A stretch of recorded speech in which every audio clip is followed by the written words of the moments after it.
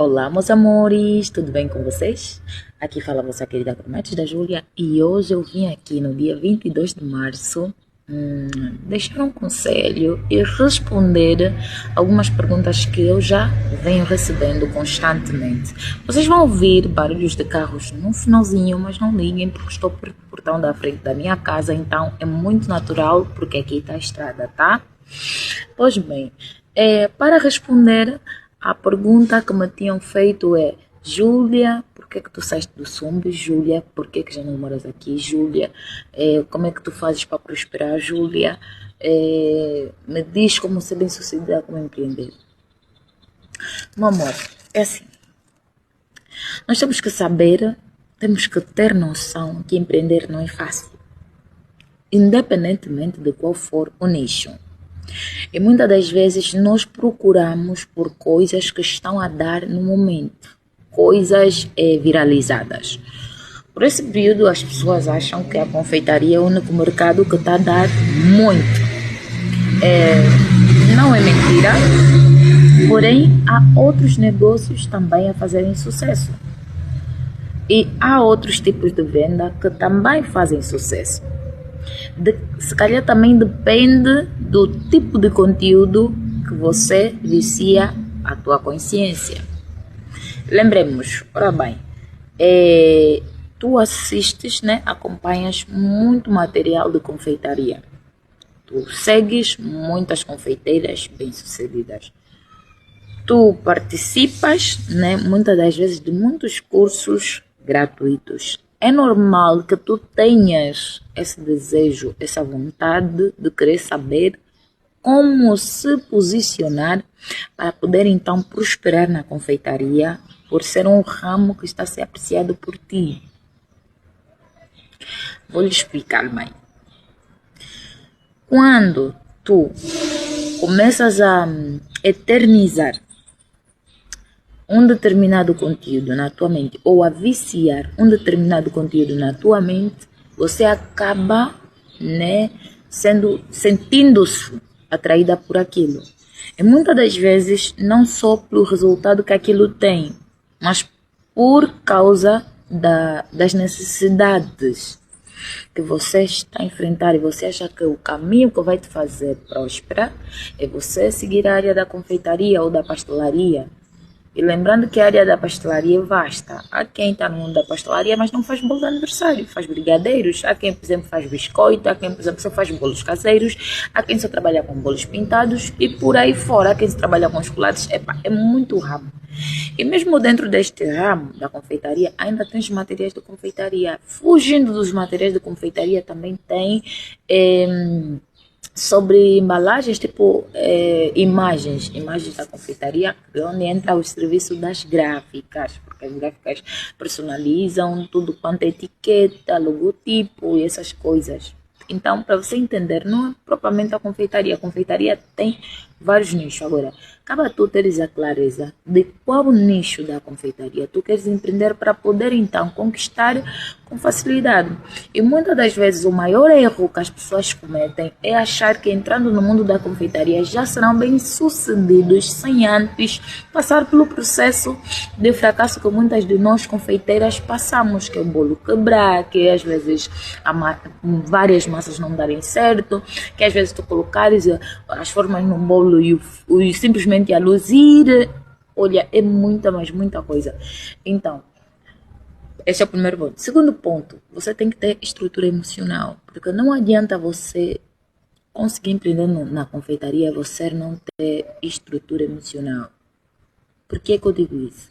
Porque eu falo por mim, porque sou confeiteira, e respondo para ti que fez-me essa pergunta. Por que eu sempre toco na tecla de ter estrutura emocional? Olha, há tempos até respondi isso. Muitas das vezes nós entramos num negócio muito esperançosos e acreditando que a família ou os amigos irão comprar de nós. Mas só que nós fracassamos porque essas são as pessoas primordiais que muitas das vezes elas investem no nosso negócio simplesmente para ter o produto de graça. Não porque querem reconhecer a confeiteira brilhante que tu és, mas para mostrar-te que você é refém e você depende delas ou do marketing delas para se tornar bem-sucedida. E quando tu quiseres que eles fornecem o valor de quanto custa realmente o seu doce, eles não pagam, eles vão procurar outras pessoas, às vezes de outra rua ou de outro bairro, ok? Para comprar o bolo, para terem seus eventos, porque não, eles sabem que tu és profissional, mas não querem gastar o seu dinheiro investindo em ti. E se tu és uma confeiteira que tenha dependência emocional da família e dos amigos, tens que começar a tirar isso da tua cabeça. Ora bem, vou falar... eu gosto de falar da Bíblia, eu gosto de falar de estudos bíblicos. Por quê? Porque eu digo assim, onde eu estou, o que eu vivo hoje, as coisas que me acontecem, é tudo permissão de Deus. Porque só Deus sabe o quão doloroso foi a minha trajetória até aqui. E o que eu passei por estar aqui. Então, não é fácil eu falar muitas das vezes isso, mas os meus íntimos sabem. Mas vou falar com base nas escrituras sagradas. Jesus tinha 3 íntimos, na qual era Marta, Maria e Lázaro. Então, Lázaro morreu. E quando Lázaro morreu, a Bíblia diz que Jesus fez 4 dias para chegar até o óbito, que se chama aqui, de Lázaro. Só que olha, Deus é tão perfeito, que muitas das vezes Ele permite que certas coisas aconteçam só para você reconhecer e ver o quão maior é a glória dEle. Enquanto as pessoas estavam preocupadas em dizer para Jesus, não vai aí, não encoste aí, o corpo já cheira mal, acho que já está apodrecido. Sabe o que Jesus fez? Além de Jesus chorar, Jesus foi. E Jesus pediu para abrirem a tumba, o túmulo de Lázaro. E quando abriram o túmulo de Lázaro, não foi Jesus entrar. Jesus usou só uma palavra. Lázaro, sai para fora. E agora eu quero que tu entendas uma coisa. Muitas das vezes, em vez de nós nos preocuparmos com aquilo que as pessoas falam de nós, em vez de nós nos apegarmos nas palavras que as pessoas usam para nos ferir, para nos desestruturar, para nos abater, para nos quebrar, nós devíamos nos lembrar de quem nós somos para Jesus.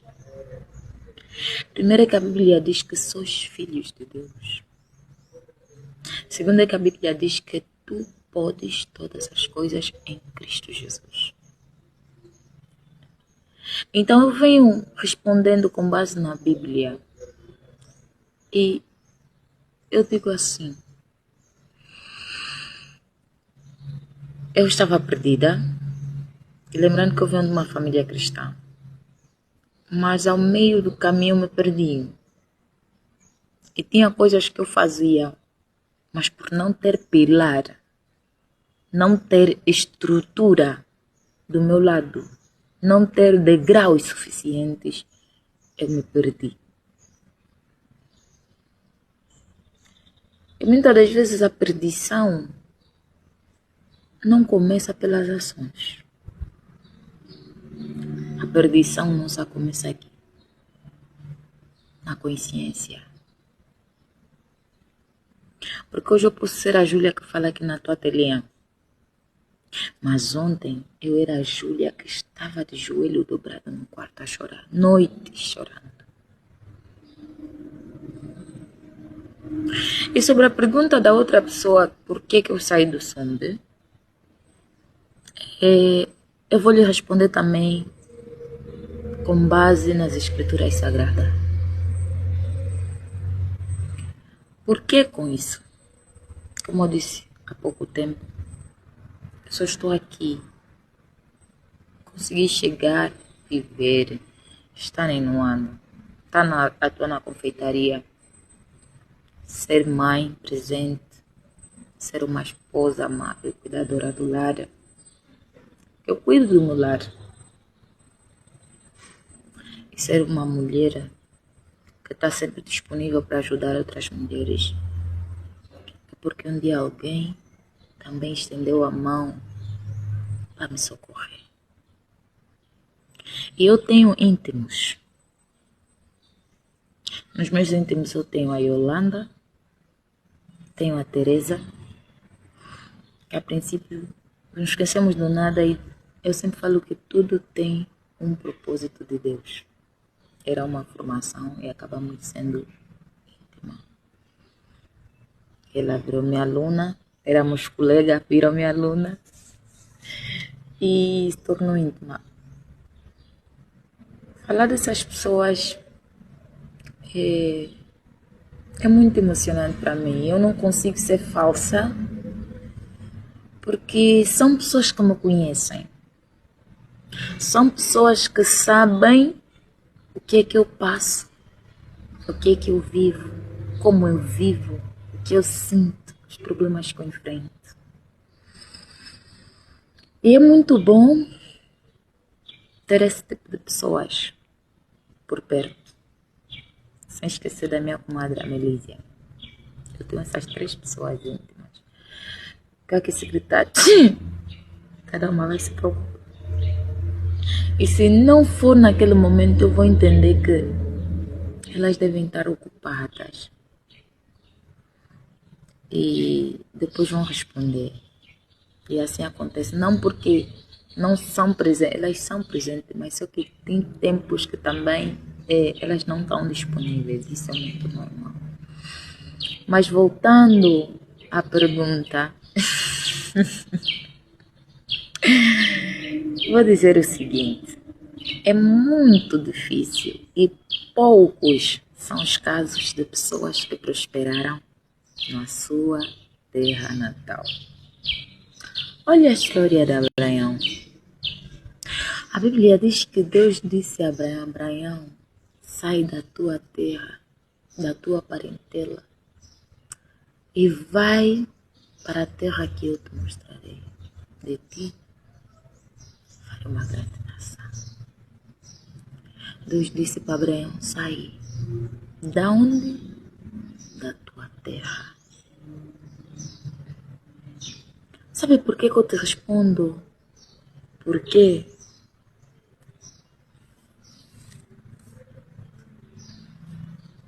muitas das vezes, nem muitas das vezes, todavia, as pessoas que estão próximas de nós, que convivem conosco, que nasceram e cresceram conosco, não foram treinadas nem preparadas para ver quem você é. Sabe por quê? Porque muitas delas ainda têm o registro de quem você era quando criança, quem você era quando adolescente. E que é impossível você conseguir lhe servir um trabalho de qualidade. Logo, elas não investem no seu negócio. Porque será mais fácil as pessoas que não te conhecem, as pessoas que nunca te viram, as pessoas de outras províncias, outros estados, reconhecerem que tu és profissional e comprarem o teu produto, do que as pessoas que te conhecem, nasceram, cresceram contigo, que te viram a crescer e investirem no teu negócio. E eu gosto muito da história de Abraão, porque ainda, olha como Deus é perfeito, a história não ficou por aí. Abraão sai, mas Abraão leva o seu sobrinho Ló. E enquanto Ló permanecia na vida de Abraão, Abraão não prosperava. Abraão não recebeu a graça, a plenitude, a competência, a grandeza, a frutificação que Deus havia falado que ia fazer na vida dele. E a Bíblia revela que o Deus que fala a palavra também cumpre aquilo que ele falou.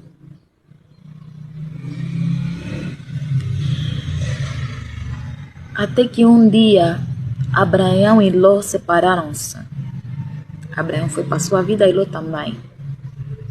E a Bíblia revela que depois da separação de Abraão e Ló, o que aconteceu? Abraão começou a prosperar grandemente, abundantemente. E que depois da maneira com que ele se desfez, o anjo do Senhor apareceu para Abraão. Abraão lutou para receber a bênção. E a sua esposa, Sara, que nunca gerou filho, aos 90 anos, gerou. Por isso que depois passou de Sara para Sarai. Então, é muito bom que nós consigamos olhar para nós, consigamos voltar, porque muitas das vezes nós fazemos coisas por fazer, mas aquilo é fora do que Deus preparou para nós. Eu quando saí do Sumbi, eu não trouxe nada. E quem me acompanhou do princípio conseguiu ver, porque eu filmei a casa onde eu entrei, a rua, filmei as obras que eu fiz. A primeira pintura da casa fui eu quem fiz. O jardim da casa fui eu quem fiz. E a dimensão que a casa tem, o espaço local, foi Deus quem me deu. Acontecia coisas na minha vida que me faziam buscar a Deus, mas não 100%. Porque tem coisas que só acontecem na intimidade. E quando eu comecei a ter intimidade com Deus, quando eu comecei a buscar, Deus me disse, sai. E eu tinha que obedecer. Porque quando nós não obedecemos a palavra que Deus nos deu, Ele também cria formas, mecanismos, problemas, circunstâncias para você sair. E você dizer assim, tenho que obedecer. E eu tinha que sair. Porque chegou uma época da minha vida que eu sentia a minha vida na rua. Eu me olhava no espelho e dizia, eu vou morrer. Eu olhava para os meus filhos por situações que aconteciam. Era para ter morrido. Até que eu decidi obedecer. E saí. E Deus é tão bom porque Ele sabe, muitas das vezes, o porquê que Ele nos tira num lugar e nos coloca no outro. Eu não vim para Luanda por vaidade. Não vim para Luanda porque aqui o negócio é mais subsaído, tem mais reconhecimento. Mas eu vim para Luanda porque foi uma ordem de Deus. E no local que Deus me trouxe, me colocou a igreja ao lado, para eu não ter desculpa. Deus é bom. Ele é perfeito ontem, hoje e eternamente. Um dia vamos fazer uma live, senão o vídeo fica muito longo. Tchau!